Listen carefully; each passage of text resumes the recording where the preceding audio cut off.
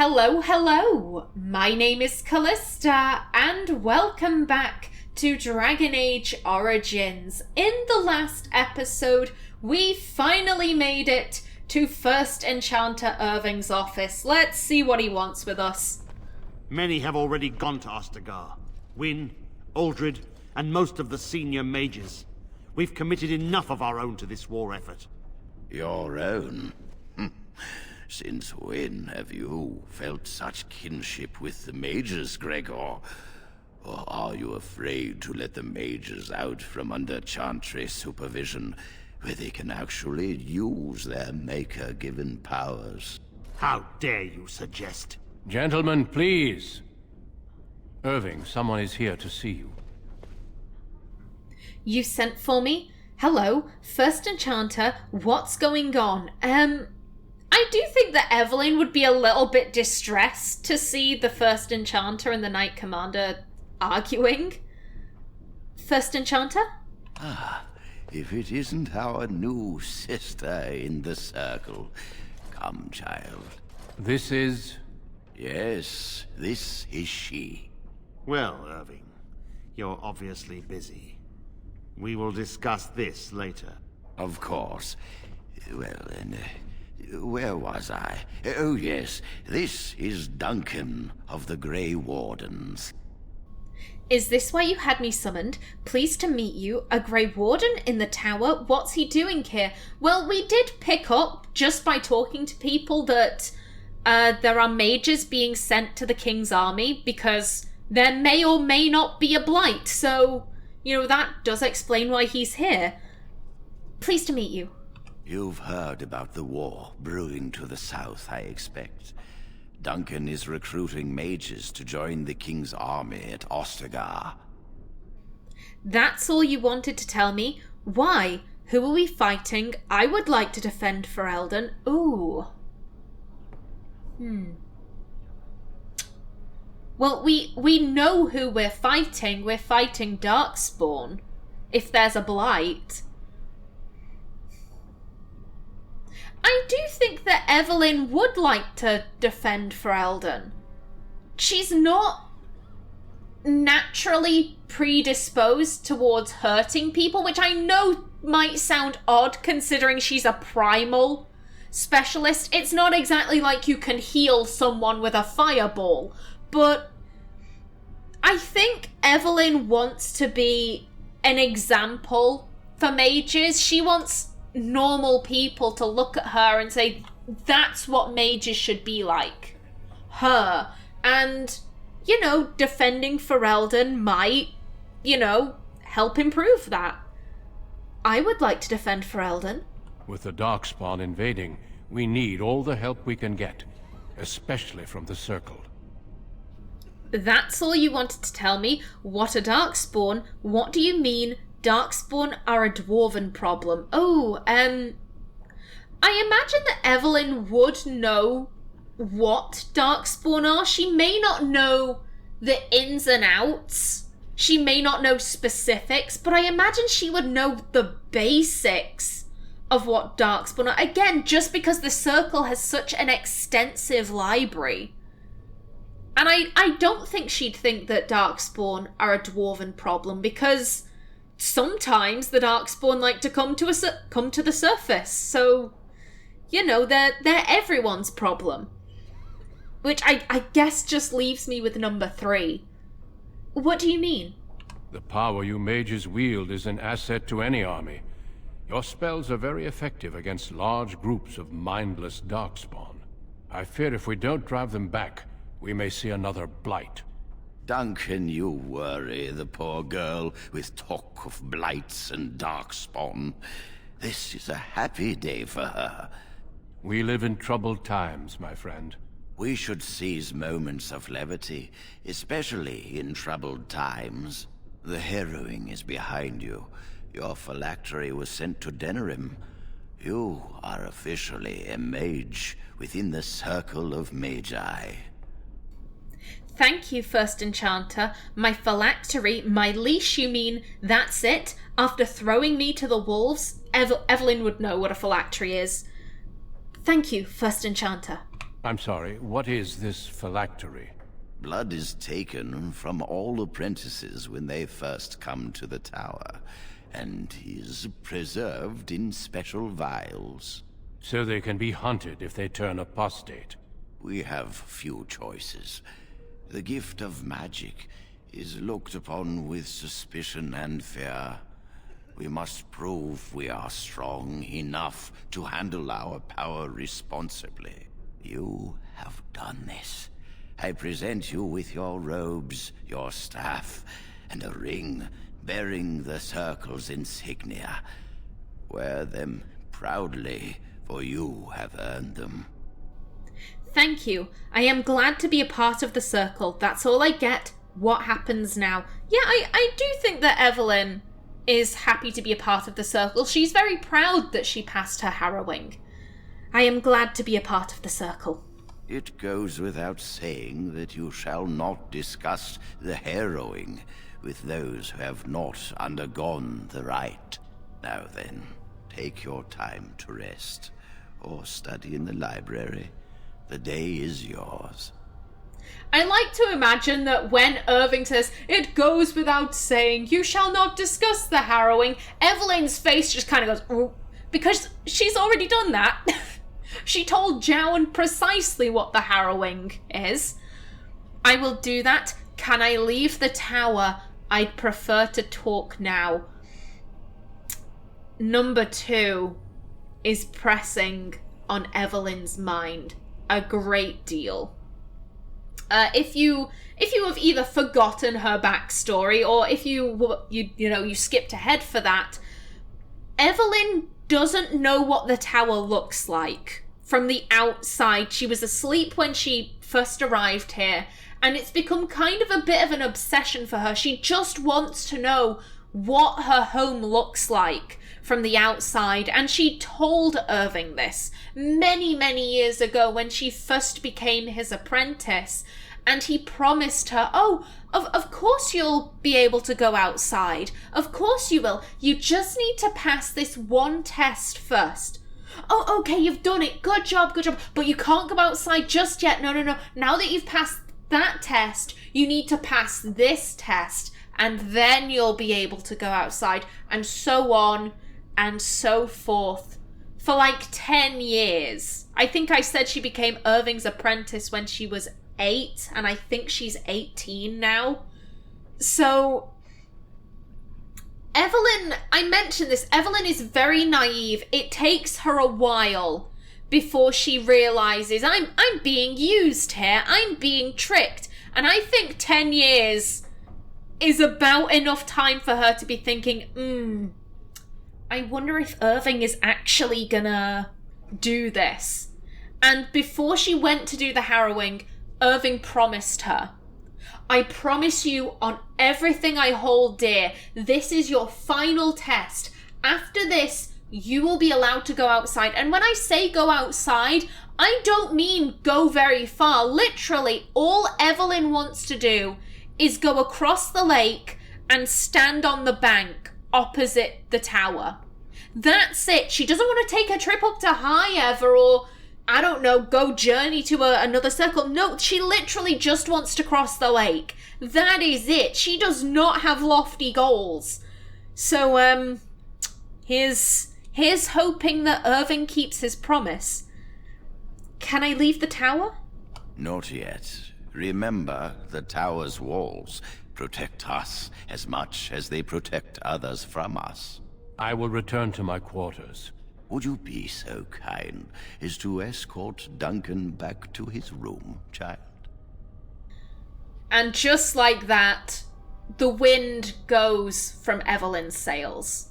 She is absolutely devastated by that. 10 years of promises.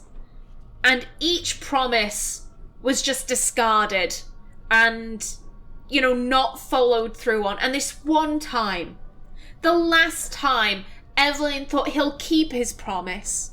I trust Irving. I have faith in Irving. He'll keep his promise. Only to be told, not yet. Not yet. And at this stage, I think Evelyn knows when he says not yet, he means not ever. Because I think she did pick up on when she said, oh, I'd like to defend Ferelden. Irving completely ignored that and instead started going on to Duncan, oh, you'll worry the poor girl. Oh, don't be talking about this around her. He views her as a child.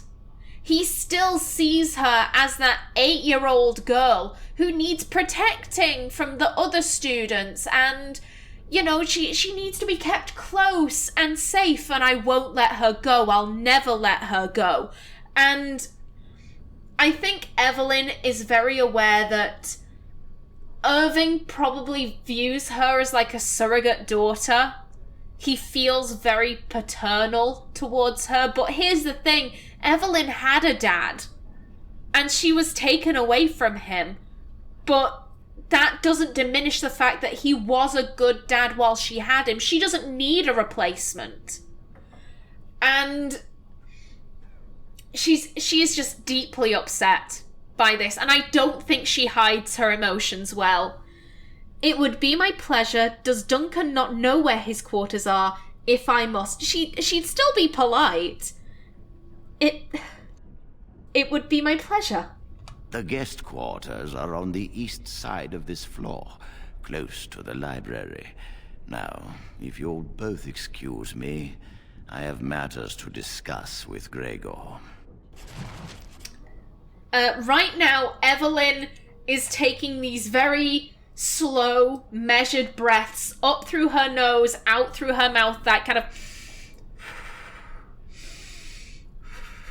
And all she is thinking is, don't cry, don't cry, don't cry in front of the Grey Warden, don't cry, everything will be fine. It's not like you've spent your entire life looking up to this man and he's kept making promises and he keeps going back on them, and oh god, you know, like, she feels used, she feels betrayed, because she has put considerable trust in Irving.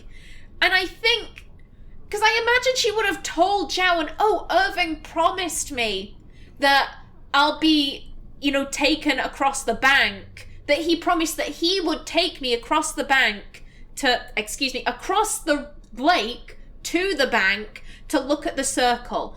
And each time Jowan has said, he's not. He didn't do it the last 50 times. Why do you think this time is going to be any different? He's not going to keep this promise. And each time she'll have said, he will. This time it'll be different. This time he'll keep his promise. And she's finally realizing that he's never going to keep that promise. He was never going to do that. He had no intentions of ever allowing me to do that. And it's not like she's asking for the moon and back. All she wants to do is cross the lake. Okay, let's grab the stuff he gave us at least. You know what? I'm gonna consider the vestments of the seer, the gift that Irving gave us. And you know what? I'll have them. Might as well. You. And I think you. That'll do me. Blood Magic, the Forbidden School. So this is where all the blood magic books ended up. Foul and corrupt are you who have taken my gift and turned it against my children. Transfigurations 1810. The ancient Tevinters did not originally consider blood magic a school of its own.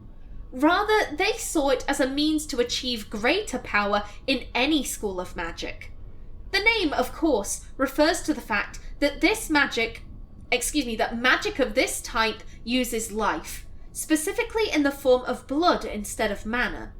It was common practice at one time for a magister to keep a number of slaves on hand, so that should he undertake the working of a spell that was physically beyond his abilities, he could use the blood of his slaves to bolster the casting.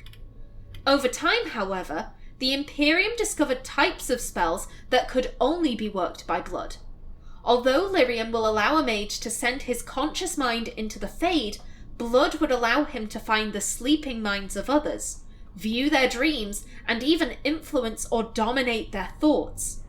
Just as treacherous, blood magic allows the veil to be opened completely so that demons may physically pass through it into our world. The rise of the Chant of Light and the subsequent fall of the Old Imperium has led to blood magic being all but stamped out, as it should be, for it poses nearly as great a danger to those who would practice it as to the world at large.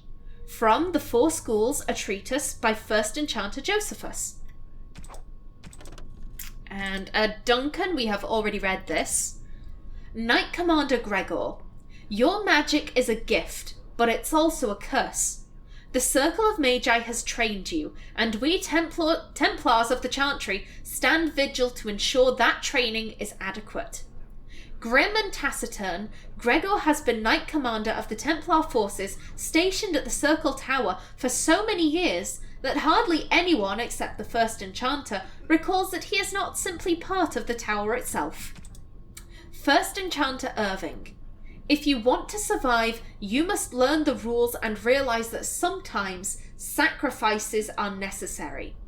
There is no higher office in a Circle Tower than that of First Enchanter. The one who holds this title must not only be an able administrator, but also a mentor, leader, and surrogate parent to all the mages of the tower. Irving has proven himself to be all these things with an added dose of cunning. Most apprentices know that little goes on in the tower that Irving does not know. He can soothe the Templars angered by some childish magical prank at the same time that he lauds the pranksters, and everyone walks away satisfied. And let me just tag that. Lovely, okay. Yeah, let's get Duncan to his quarters. Although I do believe he actually has things to say. You know what, I'm gonna assume that maybe Duncan is actually the one initiating this conversation. As I said, Evelyn looks quite upset, so he's probably just trying to make sure that she's okay. Thank you for walking with me. I'm glad for the company. Let's just move along. I wanted to talk to you a little more. I didn't have much choice. I've always done what Irving asks of me, and there's the thing that hurts the most. Evelyn has always done what Irving told her to do, without question, and he has consistently lied to her and made promises upon promises that he has consistently broken. So I think this is as much her talking to Duncan as it is her saying this to herself. I've always done what Irving asks of me. I'm sure Irving is very proud to have had you as a pupil. Perhaps. Shall we move on? Why were Irving and Gregor arguing about the war? Could you tell me more about the Grey Wardens? I just wanted to ask you about the Darkspawn. Why were Irving and Gregor arguing about the war? It is not my place to comment. Persuade, please. I'd like to know. Can you tell me about the Grey... you can tell me about the Grey Wardens, can't you? Can you tell me about the Darkspawn attacks? Then shall we move on? Yeah, I think she would like to know why they were arguing. Please? I'd like to know. Gregor serves the Chantry, and the relationship between the Chantry and mages has always been strained. You've realized by now that the Chantry merely tolerates magic? They watch only because they feel they must. I don't see why the Chantry and mages can't get along. Yes, but they were arguing about the war. Is that all they were arguing about? In Evelyn's mind, the Chantry and mages can, hold hands and sing Kumbaya in a circle. It's just the getting there that's the difficult part. I don't see why the Chantry and mages can't get along. The Chantry believes that a mage should fear his power. It was the pride of mages, they say, that brought the Darkspawn upon us in the first place. Any mages who join the King's army can unleash their full power on the Darkspawn. In fact, I'm counting on it. Gregor may be afraid of what will happen. What if the mages decide they no longer want to be governed by the Chantry? What are your opinions on the matter? I never liked Gregor. We should continue on our way. I think Evelyn likes Gregor just fine. He's stern, but, she believes he means well. What are your opinions on the matter? I believe we must defeat the Darkspawn, one way or another. My opinions end there. Aye, true, Grey Warden. Have there been many Darkspawn attacks? A horde has formed within the Korkari Wilds in the south. If they are not stopped, they will strike north into the valley. We Grey Wardens believe that an archdemon is leading the horde. That sounds ominous. Archdemon? I thought the Darkspawn had been driven away. Again, I imagine she would know what an archdemon is. I mean, they go on a lot in this game about Garahel defeating the archdemon at the end of the last Blight, so I imagine there would be books on that, so... And I don't think she's that naive to believe that the Darkspawn had been driven away. Again, the dwarves are constantly having to deal with the Darkspawn. I bet that would be noted down in some books. That sounds ominous. Darkspawn do attack the surface in ragtag bands, but archdemons are capable of rallying the Darkspawn, turning them into an unstoppable force. A horde of Darkspawn, a veritable army. It is dire news indeed. I fear this is what we will have to face. And the king is mustering an army to beat back this threat. I thought the Darkspawn were destroyed in the last Blight. I've heard about Darkspawn sightings, but an entire horde? We should continue on our way. And the king is mustering an army to beat back this threat? Yes. Perhaps it will be enough if we play our cards right. I've heard about Darkspawn sightings, but an entire horde? They usually move around in small groups, but there are always more of them, lurking underground, biding their time. Yeah, as I said, it's probably noted in books that the Darkspawn are still knocking about underground, and as he said himself, there are occasionally Darkspawn raids in Ferelden. So she would know that, number one is, incorrect. Let's just be off. I'd rather not think about it. Avoiding a problem does not make it disappear. The Darkspawn are a real threat we cannot ignore. But standing around talking solves nothing. Let us go. Yeah, I also wanted to ask him about the Grey Wardens. Yes, shouldn't we move along? I wanted to talk to you a little more. Yes? What about? Oh. What do Grey Wardens do? I just wanted to say how honoured I am to meet you. Very, very charming, but no, let's focus on the Grey Wardens. What do Grey Wardens do?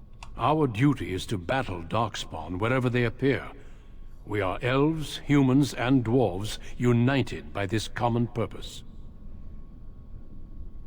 We should continue on our way. Yes, let's. Yeah, we had already asked about Darkspawn raids. Now then, Duncan, here is your room. Thank you for escorting me. No problem. And I actually believe he has even more to say. The Mage origin really gets a lot of time with Duncan. Is there something else I can do for you? I should probably leave you alone. What's happening outside the tower? How many mages have joined the king's army? Have you ever seen someone use blood magic? Do you know anything about the Tranquil? Can you tell me more about Grey Wardens and Darkspawn? Well, we've exhausted number 6. Yeah, I think that Evelyn will just go through this list. What's happening outside the tower? Ah, I imagine you don't leave very often, do you? Apprentices are not allowed to leave. We are permitted to walk the grounds, true, but I don't need your pity. So, Evelyn has left the tower in the sense that she can walk around the courtyard, but that doesn't give her a very good view of the tower. She wants to look at it from a distance, hence why she wants to cross the lake. It's not that she's never physically seen the outside of the tower. She just wants, the full scale of it.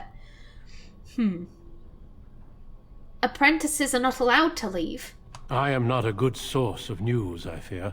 I am preoccupied with the Darkspawn incursion. How many mages have joined the king's army? When the king sent out the call, the Circle of Ferelden sent only 7 mages to Ostagar. I asked King Kaelin's permission to come and seek a greater commitment from the Circle. Ooh, 7 is quite a few. I was gonna say, is it? But then again, the Circle, just based upon how many bunk beds there were in the apprentice quarters, and then there aren't that many, of the mage apartments. Then again, there are more layers than we see. I mean, what? There are maybe 100 mages in a circle? So 7 is an amount. There could be more. 7 is quite a few. Why doesn't the king come himself? How many mages could you possibly need? Well, the king is going to be busy. And they need as many mages as possible. 7 is quite a few. I hope to place a mage or 2 within every contingent. I cannot do with just 7. Mages will make all the difference in this battle. The Darkspawn have their own magic, and our resources must exceed theirs. Do you think I could join the army? A handful of mages cannot be that useful. Will you fight with the king? Oh.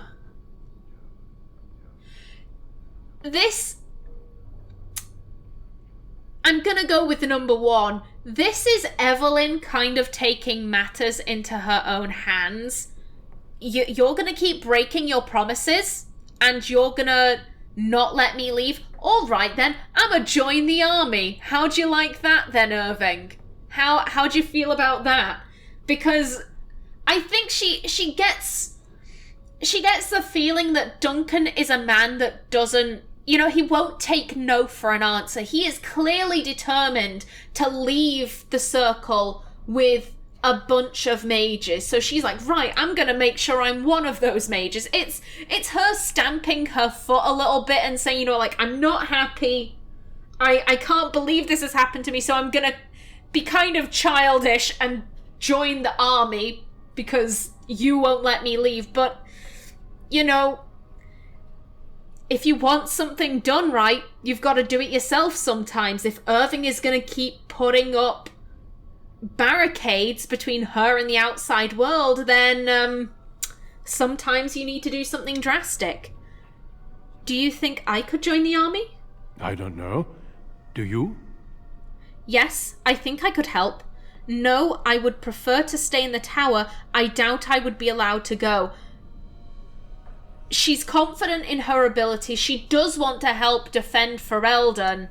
Yes, she has ulterior motives for joining the army, but she's good with primal spells. She could do some damage.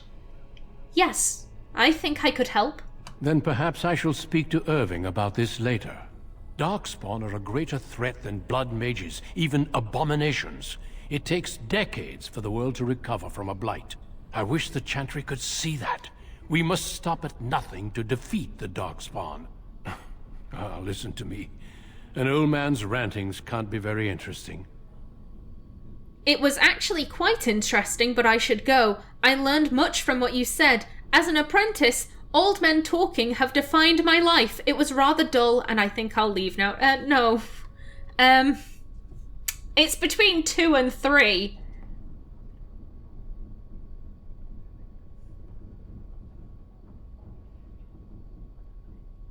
I think I'm gonna go with number 3. Evelyn, she doesn't mean this to be rude. Evelyn jokes. Evelyn is capable of joking. As an apprentice, old men talking have defined my life. Yes, I'm sure they did. Have you ever seen someone use blood magic? Once, in my youth, just after I joined the Grey Wardens. I was traveling with my mentor. We encountered a group of Templars hunting a blood mage. They were quite far away, so I cannot be sure of what I saw. he forced some of the Templars to turn on their fellows. It was dreadful to behold.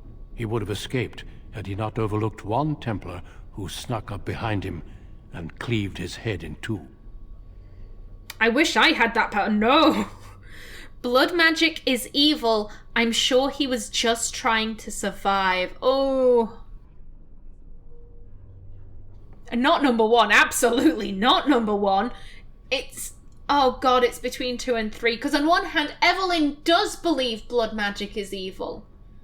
But her best friend Redda used blood magic. But Redda wasn't evil. Redda was just upset and she just wanted to live her life. But she used this forbidden Evelyn feels so conflicted. I think... Oh... I think Evelyn is more likely to give someone the benefit of the doubt than just say, oh, they're evil. Hands down, they're evil. I'm sure he was just trying to survive. It is something to consider, certainly. Here's my question. Why would Duncan know anything about the Tranquil? I can see Evelyn asking him about blood magic because he's a warrior who has clearly travelled a lot. He's going to have seen stuff. But there's nothing about him that says that he'd know anything in particular about the Tranquil, so I don't even think that she'd consider asking him. So yeah, I'm not going to ask that. I should take my leave now. Do not let me keep you. Okie doke, and we got some more codex entries, I believe. The Grey Wardens. Yeah, we read this one in either it would have been the Dwarf Commoner, Darkspawn. And we read this one in the Human Noble.